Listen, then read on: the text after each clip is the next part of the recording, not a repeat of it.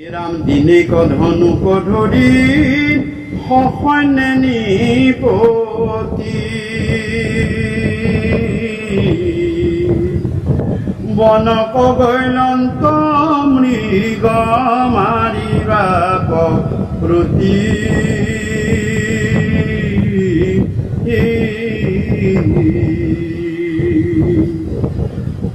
পলাই মহা মৃগ গোট বিজুলি সতকে তাৰ পাছ লাগি যান্ত নৃপতি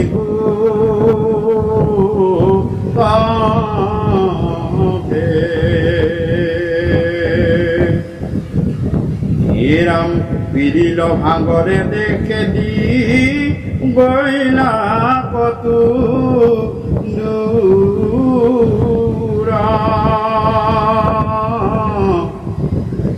রাম ভৈলন্ত নিপতি কুধা তৃষ্ণা তয়া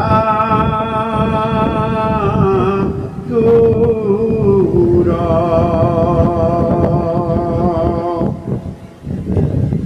অরামে বিচারি ন পান্ত জল ভূয়া মহাশ্রান্ত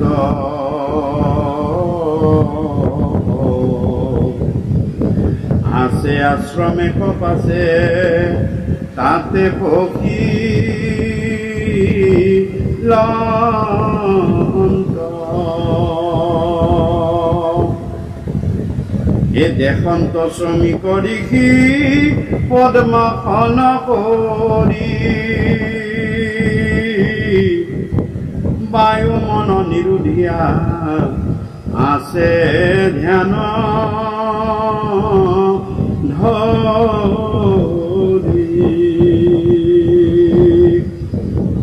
ৰাম মহাশান্ত চিত্ত আউল জাউল জতা ভাৰ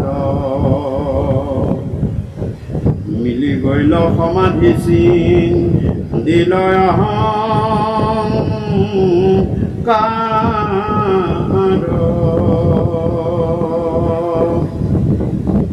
হইল ব্ৰহ্মময়ী নাহি গাঁৱত চেতন রাম ক্ষুধা তুর ভূয়া রাজা ভুলিলা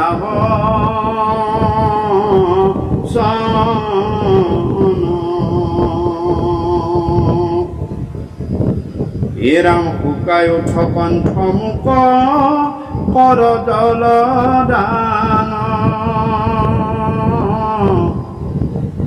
রাম দুনাই দুনাই মাতন্তনে দন্ত কমি ধান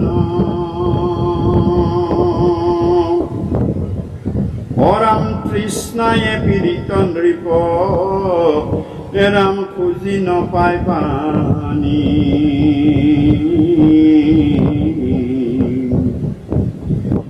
হরিলন্ত কুপচমী কক মহা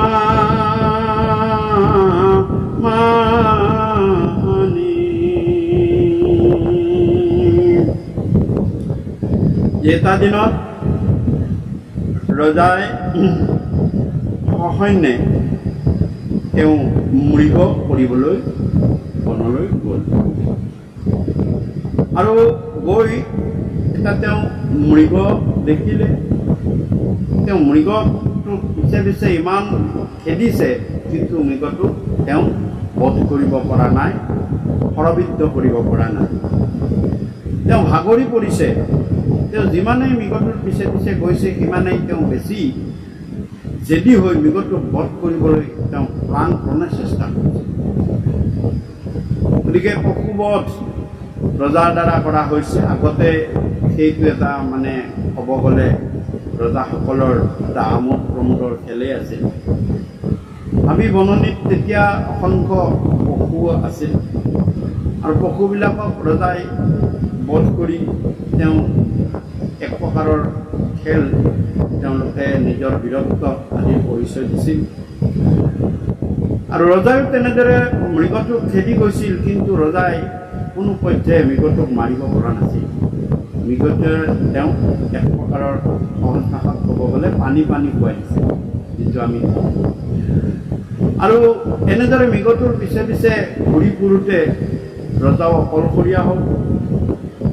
অকলশৰীয়া হৈ তেওঁ একেবাৰে তৃষ্ণাত আতুৰ হৈ তেওঁ মৃগৰ পিছ ল'বলৈ বাদ দি তেওঁ ওচৰে পাজৰে আশ্ৰম ক'ৰবাত আছে নেকি তাতে বিচাৰিবলৈ ধৰিলে আৰু দেখিলে যে হয় এখন আশ্ৰম আছে। সেই আশ্ৰমখনত তেওঁ প্ৰৱেশ কৰিলে। সেইখন আছিল শ্ৰমিক মুনিৰ আশ্ৰম। আৰু সেই সময়ত ৰজাই সোমাই দেখিলে যে তাত যিজন মুনি আছে, ঋষি আছে, তেওঁ একেবাৰে ধ্যানমগ্ন হৈ বহি আছে পদ্মাসনত। তেওঁৰ চিত্তটো মহাশান্ত, ধীৰ স্থিৰ।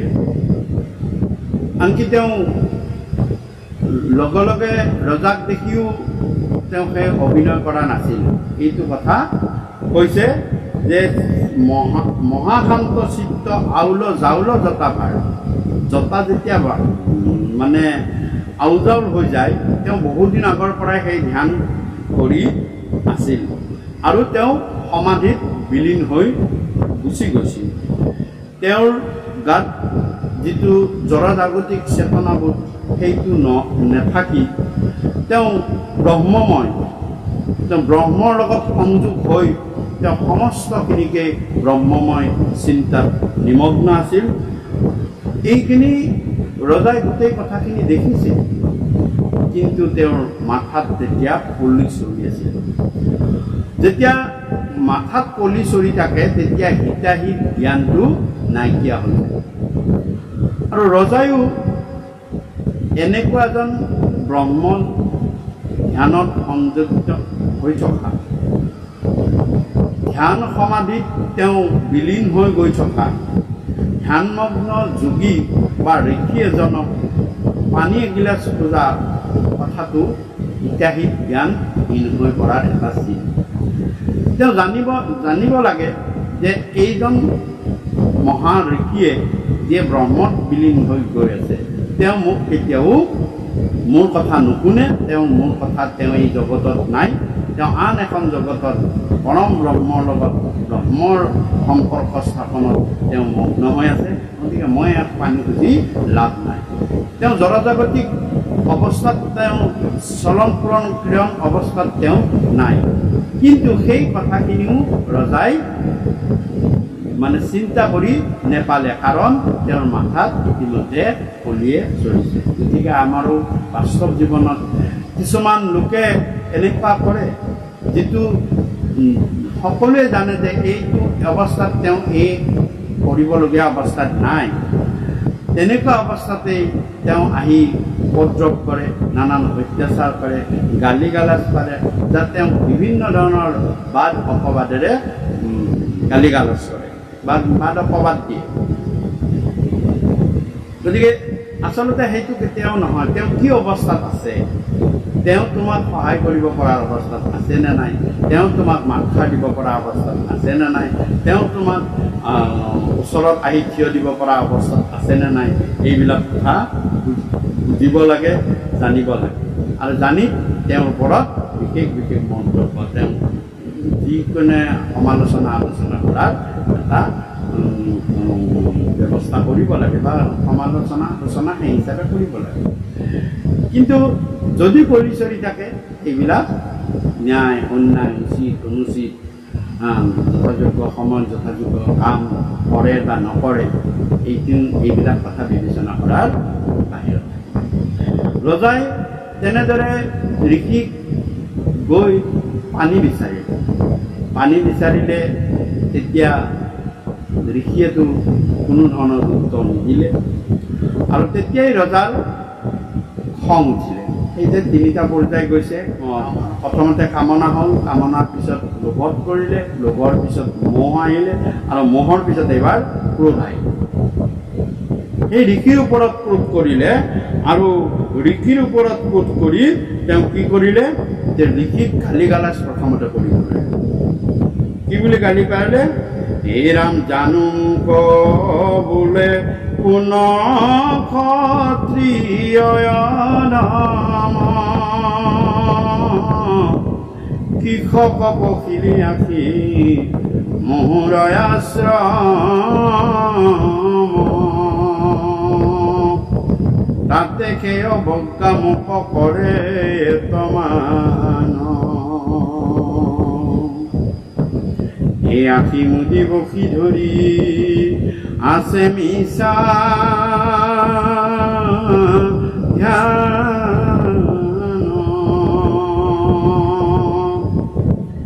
হেরা মেহি বুলি মরা সাপ আনি ধনু আগে শ্রমিকর গল তয়ারিলা মহা ভাগে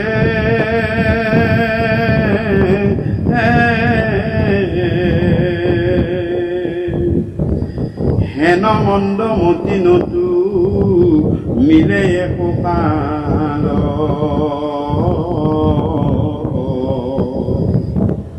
হস্তিনাপুরক পাছে গৈলা মহি পাল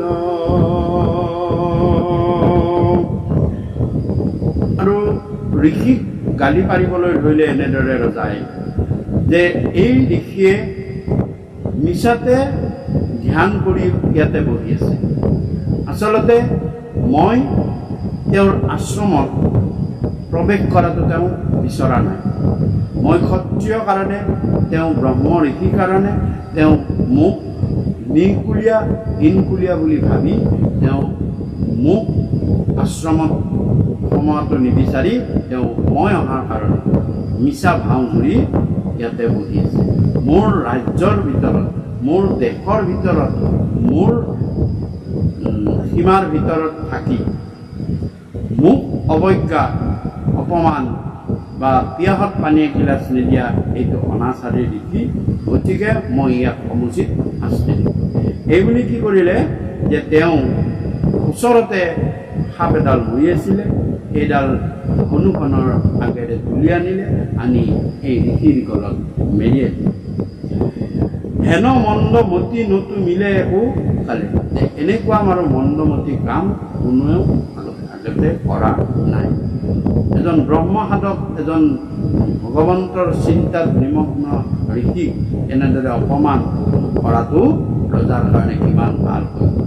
এয়া কেতিয়া কৰিব পাৰে? যেতিয়া মাথাৰ ওপৰত কলি চলি থাকে।